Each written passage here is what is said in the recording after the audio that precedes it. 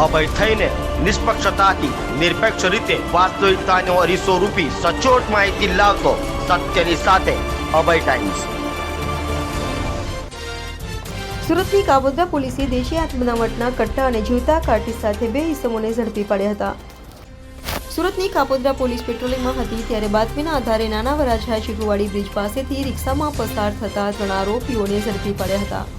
અને તેઓની પૂછપરછ કરતા તેઓએ પોતાના નામ છોટુ કેશુ, મોનુ કુશવા અને સત્યેન્દ્રસિંહ કુશવા હોવાનું જણાવ્યું હતું।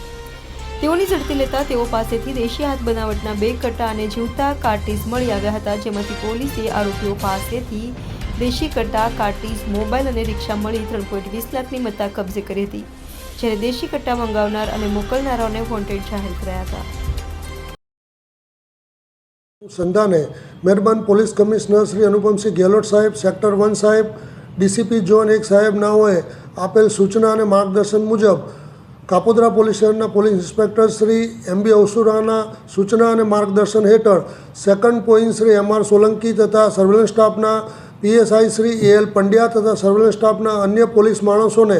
મળેલ બાતમી હકીકતના આધારે તેઓ પોસ્ટે વિસ્તારમાં વાહન ચેકિંગમાં હતા। તે દરમિયાન તેઓની બાતમી હકીકતવાળી એક ઓટો રિક્ષા આવતા એ ઓટો રિક્ષાને ઊભી રાખી તેને ચેકિંગ કરતા અને સઘન ચેકિંગ કરતા રિક્ષાની અંદર બેઠેલ 3 ઈસમો પાસેથી દેશી બનાવટના કટ્ટા નંગ 2 તથા જીવતા કાર્ટિસ નંગ 3 તથા 3 મોબાઈલ અને ઓટો રિક્ષા મળી કુલ્લે કિંમત ₹3,20,000 જેટલો મુદ્દામાલ હસ્તગત કરવામાં આવેલ છે અને આ અનુસંધાને કાપોદ્રા પોલીસ સ્ટેશન ખાતે આર્મ્સ એક્ટ હેઠળનો ગુનો રજીસ્ટર કરવામાં આવેલ છે અને આ ગુનાની તપાસ સર્વેલન્સ સ્ટાફના પોસબ શ્રી AL પંડ્યા સાહેબ નાઓ કરી રહેલ છે।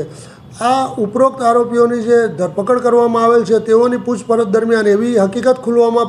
પામેલ છે કે આગામી નવરાત્રિ તથા દિવાળીના તહેવારો આવતા હોય અને